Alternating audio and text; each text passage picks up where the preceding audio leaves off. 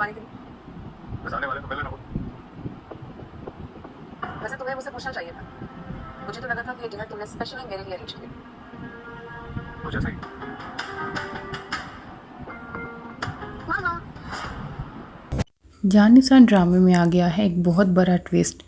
फराह जो कि गजनवी के पीछे पड़ी हुई है, दरअसल वो शादीशुदा है और एक बच्चे की माँ भी है।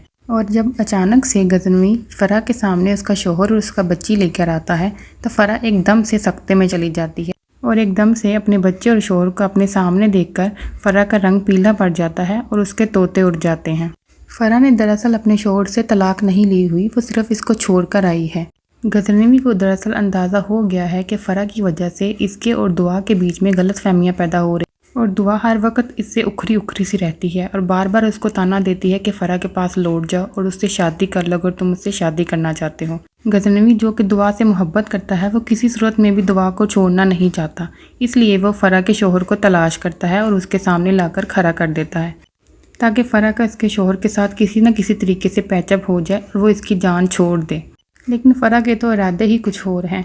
वो अपने शौहर के होते हुए भी गजनवी पर डोरे डाल रही है और उसको पाने के लिए हर मुमकिन कोशिश कर रही है, लेकिन गजनवी फराह को उसके मकसद में कभी भी कामयाब होने नहीं देगा।